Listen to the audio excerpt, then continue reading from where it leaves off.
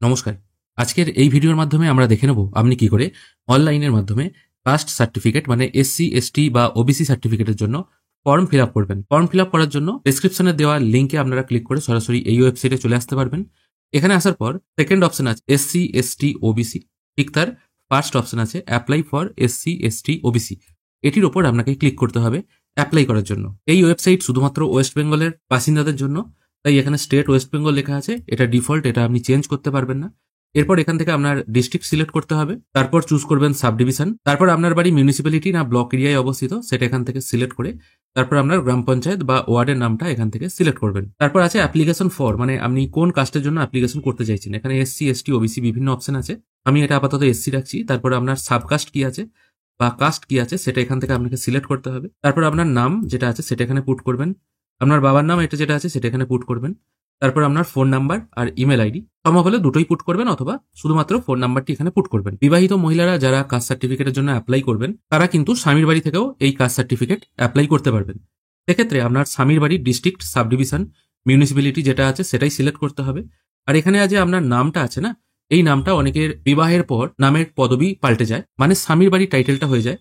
সেক্ষেত্রে এখানে আপনারা যে নামটা পুট করবেন সেটা কিন্তু আপনার বাবার যে টাইটেল আছে বা বাবার বাড়িতে যে টাইটেলটা ছিল সেটাই কিন্তু পুট করবেন। স্বামীর বাড়ির টাইটেল কিন্তু পুট করলে ফর্ম অনেক সময় রিজেক্ট হয়ে যেতে পারে, কারণ আপনি যে কাস্টের অন্তর্গত সেটা কিন্তু আপনি জন্মসূত্রে, বিবাহ সূত্রে নন। জিনিসটাকে এখানে আমি আরেকটু ক্লিয়ার করে দিতে চাই। ধরা যাক আপনার বাবার বাড়ি হলো এসসি কাস্টের, আপনার বিবাহ হয়েছে হয়তো জেনারেল কাস্টে। সেক্ষেত্রে আপনি যখন কাস্ট সার্টিফিকেটের জন্য অ্যাপ্লাই করবেন আপনি কিন্তু এসসি হিসাবেই অ্যাপ্লাই করবেন, আপনি কিন্তু সেখানে বিবাহ হলো বলে জেনারেল হয়ে গেলেন না।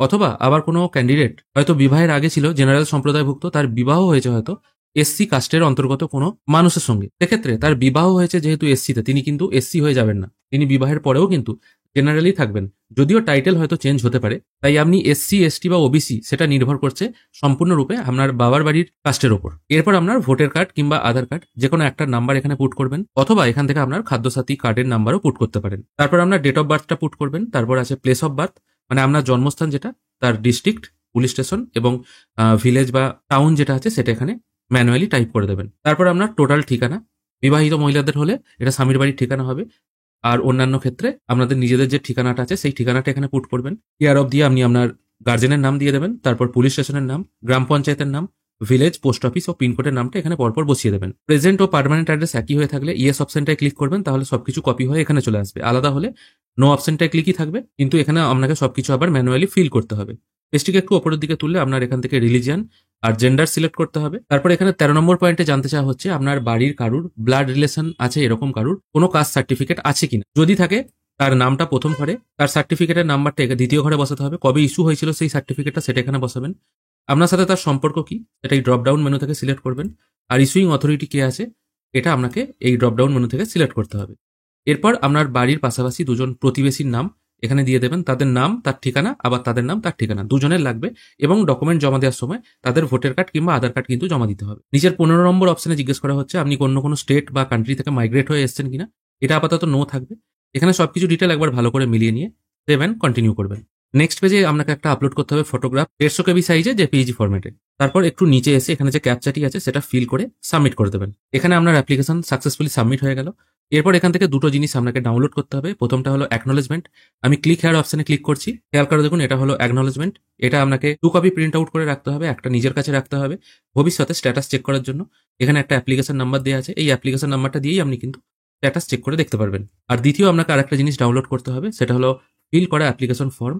এই ক্লিক হেয়ার অপশনে ক্লিক করলে আপনারা এই ফর্মটিকে ডাউনলোড করতে পারবেন। এখানে একটা আপনার সই হবে, আর ফর্মের নিচের দিকে একটা আপনার সই হবে, আর তার সঙ্গে এখানে ডেটটা লিখে দেবেন। এই দুটো জিনিস প্রিন্ট আউট করে স্ক্রিনে লেখা যে ডকুমেন্টগুলো দেখতে পাচ্ছেন এই সমস্ত ডকুমেন্টগুলো নিয়ে এই ফর্মটিকে আপনার বিডিও অফিসে গিয়ে জমা দিয়ে আসতে হবে। অবশ্য যাদের বাড়ির বা ব্লাড রিলেশন এরকম কারুর কাস্ট সার্টিফিকেট নেই সেক্ষেত্রে তাদের কিন্তু কোর্টের একটা এফিডেভিট করতে হবে। অ্যাপ্লিকেশনের কাজ কতদূর এগুলো সেটা দেখার জন্য আবার এই এসসি, এসটি, ওবিসি অপশনে চলে আসবেন।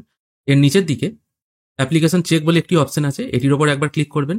এখানে আপনার অ্যাপ্লিকেশন নাম্বারটি পুট করে সার্চ করলেই আপনি দেখতে পাবেন আপনার অ্যাপ্লিকেশনের কাজটি কতদূর এগুলো। অ্যাপ্লিকেশন করার সময় যদি কোনো রকম ভুল ভ্রান্তি হয়ে যায় সেক্ষেত্রে এডিট অ্যাপ্লিকেশন অপশনে ক্লিক করবেন। আপনার অ্যাপ্লিকেশন নাম্বার আর ডেট অফ বার্থ পুট করে সার্চ করলেই কিন্তু আপনারা এডিট অপশনে চলে যেতে পারবেন। এখানে দেখুন এডিট অপশন ওপেন হয়ে গেছে, এখানে অ্যাপ্লিকেশন নাম্বারের উপর ক্লিক করলেই কিন্তু আপনারা এই এডিট উইন্ডোতে চলে যেতে পারবেন। তবে এখানে আপনার স্টেট, ডিস্ট্রিক্ট, সাব ডিভিশন আপনি কোন কাস্টের অন্তর্গত, আপনার নাম, বাবার নাম এবং ডেট অফ বার্থ এগুলো কিন্তু কারেকশন করা যাবে না। বাদবাকি ফোন নাম্বার, আপনার প্লেস অফ বার্থ, ঠিকানা, সাক্ষী হিসাবে যাদের নাম দিয়েছেন, সাপোর্টিং ডকুমেন্ট হিসাবে যার কাস্ট সার্টিফিকেটটা দিয়েছেন, সেগুলো আপনি ঠিক করতে পারবেন।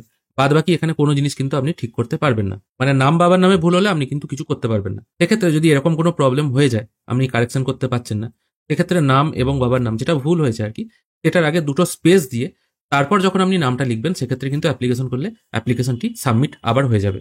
মানে সেক্ষেত্রে আপনাকে নতুন করে করতে হবে, এডিট আর করা যাবে না, নতুন করে করতে হবে। কারণ আপনি এরকম অবস্থায় আসার পর যদি ভুল হয়ে যায় নাম বা বাবার নাম কিছু, আপনি যখনই নতুন করে আবার সাবমিট করতে যাবেন, তখন কিন্তু অ্যাপ্লিকেশন আর সাবমিট করা যাবে না। দেখাবে যে আপনার অলরেডি অ্যাপ্লিকেশন করা আছে এবং এই অ্যাপ্লিকেশন নাম্বারটিও শো হবে। তাই সেরকম অবস্থায় যদি নাম বা বাবার নামের আগে দুবার স্পেস দিয়ে তারপর আপনার নামটা বা বাবার নামটা লেখে, সেক্ষেত্রে কিন্তু অ্যাপ্লিকেশনটি সাবমিট হয়ে যাবে। অ্যাপ্লিকেশন রেডি হয়ে গেলে ডাউনলোড সার্টিফিকেট এই অপশনটায় ক্লিক করলে এখানে অ্যাপ্লিকেশন নাম্বার আর যিনি অ্যাপ্লিকেন্ট আছেন তার নামটা পুট করে ডাউনলোড সার্টিফিকেট অপশনে ক্লিক করলেই কিন্তু আপনারা সার্টিফিকেটটি ডাউনলোড করতে পারবেন। আশা করি আপনাদের আজকের এই ভিডিও ভালো লেগেছে।